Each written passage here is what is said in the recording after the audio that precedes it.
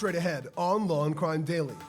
New police video shows Lori Vallow Daybell's first reaction after her then husband was shot and killed. And I told her to get in the car and we're going to take JJ to school. And I just left. And a police interview with daughter Cathie Ryan just months before her murder.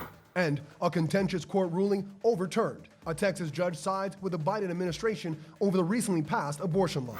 Plus, more than half a century later, the prolific Zodiac serial killer is allegedly identified, who the so-called case breakers say is the man behind the mask. And later, cross-examination gets heated. That's not what you said.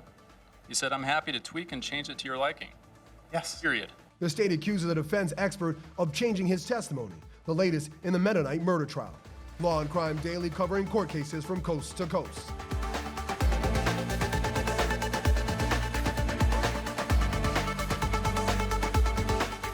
Welcome everyone to Law&Crime Daily. I'm Brian Buckmeyer along with Terry Austin. You know her as one half of the Doomsday Duo, but before she was Lori Vallow Daybell, she was just Lori Vallow. Newly released police interview video shows conversations with key players just hours after Lori Vallow Daybell's second husband, Chad Vallow, was shot and killed. Notably released an interview with Cathie Ryan just months before her murder. What's the emergency there? I got in a fight with my brother-in-law and I shot him in self-defense. Alex Cox told investigators it was self-defense after he shot and killed brother-in-law Charles Vallow. At the time of his death, Charles and his wife Lori were estranged. He's always mad at me, right here, and he doesn't want a divorce, but I don't like him and don't want to deal with him, so. On July 11, 2019, Charles Vallow went to Lori's Chandler, Arizona home to pick up son JJ. That's when a fight broke out between the couple and Cox. Very aggressive. Okay. Physically aggressive, going after Tylee, going after Lori, going after me. Okay. I've never seen anything like that. I've never seen him behave like that. I was shocked. During the interview, the back of Cox's head can be seen with a bloody cut. He says Vallow pushed him down and he hit his head. After that, he went to get a gun. He came to me and was saying, what are you gonna do? Like that, and come to me with the bat. I said, put it down. He wouldn't. He came at me, so. Lori Vallow told investigators she didn't see the shooting and left right away. I was just freaking out and it just went into mom mode. I'm like, I've got to go to get JJ to school. I've got to get to the kids. Vallow drove off with JJ and Tylee and stopped at Burger King before dropping JJ off at school. But the most striking piece of video release may be that of an emotional 16-year-old Cathie Ryan attempting to defend her mother. He was walking towards my mom, and I just didn't want him to do anything, so I kind of just stuck out the bat. I just stuck it out to be like, keep your distance, kind of. Just 2 months later, Tylee would be killed. The mother she tried desperately to defend that July morning, now behind bars for her daughter's murder. In September of that year, Tylee and brother JJ would go missing. A month later, Chad Daybell's wife Tammy would die mysteriously. Just 2 weeks later, Vallow and Daybell were married. In June 2020, the bodies of Tylee and JJ were found on Daybell's Idaho property. Both faced multiple charges, including first-degree murder and conspiracy to commit murder. The couple shared end-of-times belief that eventually led to the nickname Doomsday Duo. Joining us today is executive trial producer and probably the most knowledgeable person on anything related to Daybell or Vallow outside of prosecutors and law enforcement, Cathie Russell. Now, Cathy, like I said, you're an expert in this case. So what should we know about these newly released videos? Well, there's a lot. First of all, completely heartbreaking to see 16-year-old Tylee defending her mother and really concerned about her uncle Alex. Throughout this interview, she said she went outside with JJ and she heard the gunshot. Well, she said she didn't know it, but she now knows it was a gunshot, and she was worried about her uncle. Well, we now know that Alex, her uncle, was involved in her murder, and her mother is charged with conspiracy to commit her murder. So that is devastating. So the 2 months after this happened, July 2019 with Charles Vallow, JJ and Tylee are dead in September at the hands of their uncle Alex, their mother, and Chad Daybell, according to prosecutors. The other thing that stands out to me, and we didn't see all of Alex's, but he has inconsistent statements. They asked Lori why Alex had spent the night at her house, why her brother spent the night, and she said, because Charles was coming into town, I didn't want there to be a confrontation, I wanted him there. They asked Alex, why were you spending the night at your sister's house? And he goes, no reason, we were just going to hang out the next day. He didn't say. So why is he lying about that? The other thing is, if you're going to your sister's house to just spend the night and hang out, why do you bring a rifle? Not a gun that you can still carry and might carry on a daily basis, but a rifle in a case he brought to spend the night at his sister's house. Those things stick out to me. Now, Cathy, what can you tell us about the timeline of events after Charles Vallow's killing? That's July 2019. Lori, Alex, and the two kids then move up to Rexburg, Idaho, where Chad Daybell is. September 2019, both children are dead. October 2019, Chad Daybell's current wife, Tammy Daybell, dies mysteriously in her sleep. 2 months later, in December, Alex Cox, the brother that prosecutors think had a hand in all of those deaths, dies unexpectedly. Interesting, Cathy. Now, all of this surrounding a possible trial coming up, probably more than a possible trial coming up, especially for Chad Daybell. Do you see any of these facts changing the strength of the prosecution's case against Chad or Lori?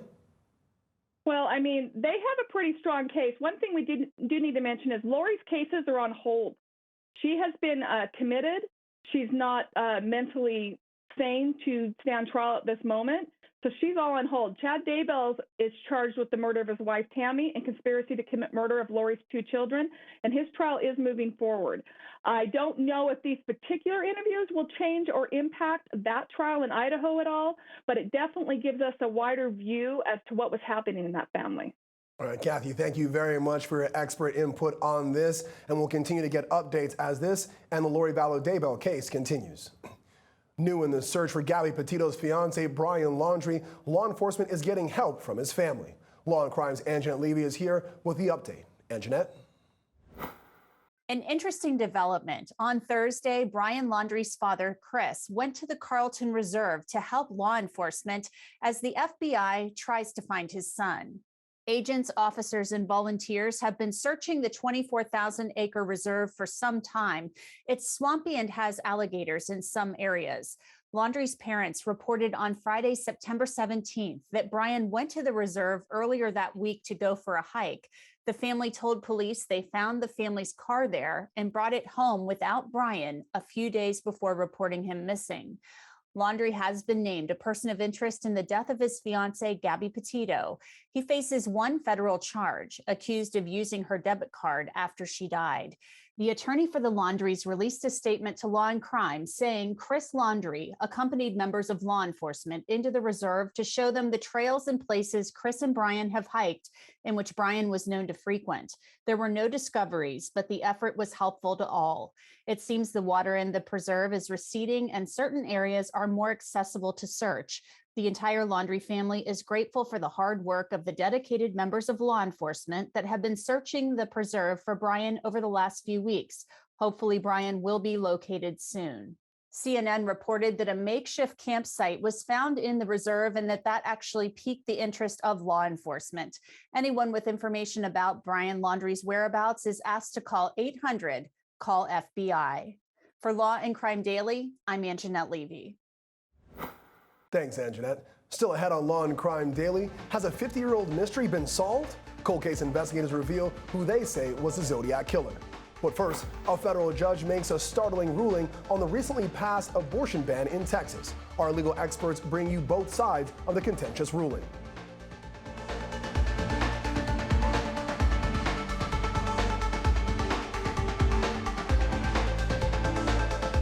Hi, this is Dan Abrams with exciting news for all of our Law&Crime followers on YouTube. You can now get the live Law&Crime network with YouTubeTV for all of your daily live trial coverage, legal news, expert analysis, and original true crime programs. Subscribe to YouTubeTV today and then locate Law&Crime in the channel guide. And for only $1.99 a month, you can add the network to your bundle. Watch Law&Crime every day with YouTubeTV. We put you in the jury box.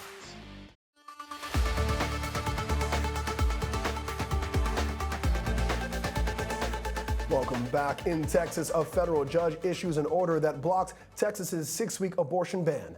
In early September, the Supreme Court issued a 5-4 order that refused to block a proposed anti-abortion law in Texas. This allowed private citizens to sue providers who conduct abortions if a fetal heartbeat is detected, starting at about 6 weeks. Since then, Planned Parenthood clinics in neighboring states have seen dramatic increases of people from Texas seeking abortion, causing waiting periods to significantly rise. On Wednesday, federal judge Robert Pittman granted a request from the Justice Department that asked to stop the enforcement of the recently passed law. In his ruling, the judge said, from the moment SB 8 went into effect, women have been unlawfully prevented from exercising control over their own lives in ways that are protected by the Constitution. He then added, quote, "This court will not sanction one more day of this offensive deprivation of such an important right." Let's bring back State Attorney Dave Ehrenberg and Terry Austin for the latest challenge to abortions in Texas. Terry, I know it's like reading tea leaves, but is there anything in the 113-page decision from the justice that gives light as to how he really feels about Senate Bill 8? Brian, it was abundantly clear to me how Judge Pittman really feels. His opinion did not mince words. He agreed essentially with pro-choice advocates. Basically, he was saying that the bill deprived women of their right, their constitutional right, to control their own bodies. And one of the phrases that he used was, the state contrived an unprecedented and transparent statutory scheme. So he looked at it as though it was a scheme. It was knowingly written this way. And he stated that lawmakers did this because they knew it was a state action that would be unconstitutional, but it would not be unconstitutional if individuals brought these actions and litigated. So he really was against this law, and he made it very clear, and that's how he came to that decision. Absolutely. Now, Dave, what does this pause on the law mean for the state of abortions in Texas, and what is Texas likely to do after this decision? It makes this law go away for now, and perhaps the abortion clinics that closed down as a result of this law can reopen. But expect the state of Texas to appeal this to the Fifth Circuit Court of Appeals. It is arguably the most conservative appellate circuit in the country. So that circuit could reinstate the law, and then it would be up to the U.S. Supreme Court. And the U.S. Supreme Court doesn't have to hear this case. So the U.S. Supreme Court could sanction this law, which really overturns Roe versus Wade, without ever hearing it. It depends on what happens next in that Fifth Circuit. All right, interesting play, especially when you consider where the case is now and where it could go. We'll obviously keep eyes on it as it continues to move up the ladder. Thank you both. And in Florida, the main suspect in an Instagram influencer's death has been found dead in an apparent suicide. Instagrammer Alexis Sharkey's nude body was found dead on the side of the road in November 2020. Autopsy reports showed that the 26-year-old was strangled to death. Back in September, an arrest warrant was issued for Sharkey's husband, Thomas.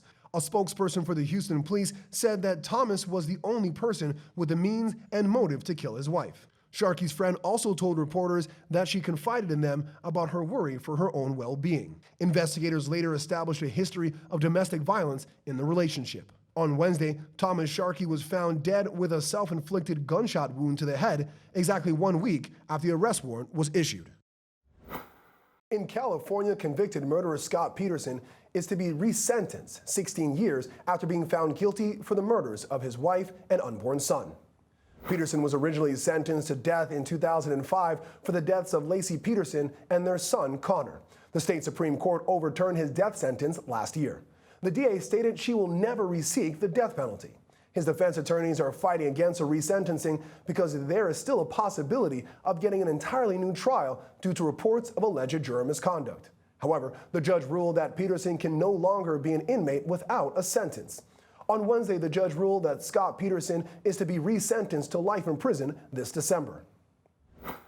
Coming up on Law and Crime Daily, the state rests its case in the Mennonite murder trial. See who the defense calls to the stand first in the defense of Mark Gooch. Plus, years of unanswered questions may finally have a solution. Cold case investigators reveal the identity of who they believe committed the Zodiac murders. All that and more after this.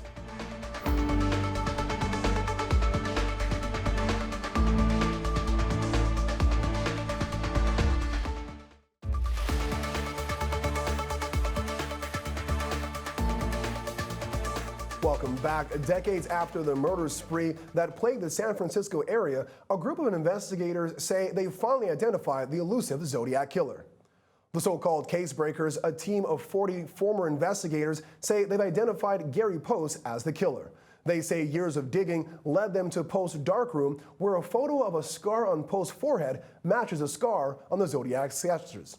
Experts also say Gary Post's full name was hidden in one of the infamous Zodiac letters and created a new message through an anagram. They also link Post with the 1966 murder of Cherry Jo Bates south of Los Angeles. Between 1968 and 1969, the Zodiac Killer was responsible for at least 5 murders in the Bay Area. The killer taunted San Francisco newspaper and law enforcement with letters and complex ciphers. Post died in 2018. Right now, the San Francisco Police Department says the investigation is still ongoing. Back to discuss the Zodiac Killer is State Attorney Dave Ehrenberg and co-host Terry Austin. Terry, according to the case breakers, we now know who the Zodiac Killer is. Looking through their investigation, are you as sure as they are that Gary Francis Post is the killer? I am not as convinced as they are. This new physical evidence and the forensic evidence and even information they got from eyewitnesses, I don't think is that convincing. Just by way of example, that mark on his forehead, when you compare those two pictures, to me that looks like wrinkles. So I'm not so certain that this new evidence is really that convincing. All right, Dave, if the case breakers solve the case in your county, what would be the next steps for your office, even if the suspect was dead?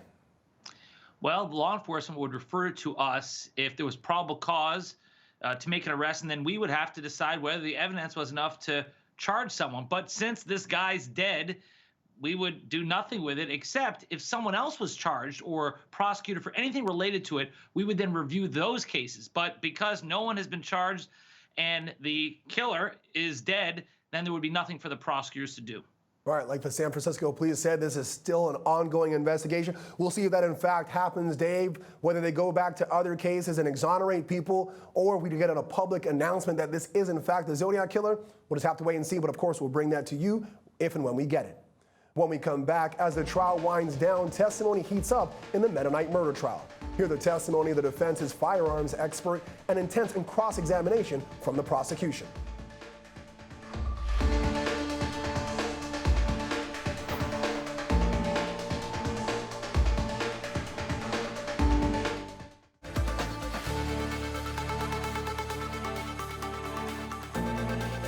Welcome back to Law&Crime Daily. The state rests its case in the Mennonite murder trial out of Arizona.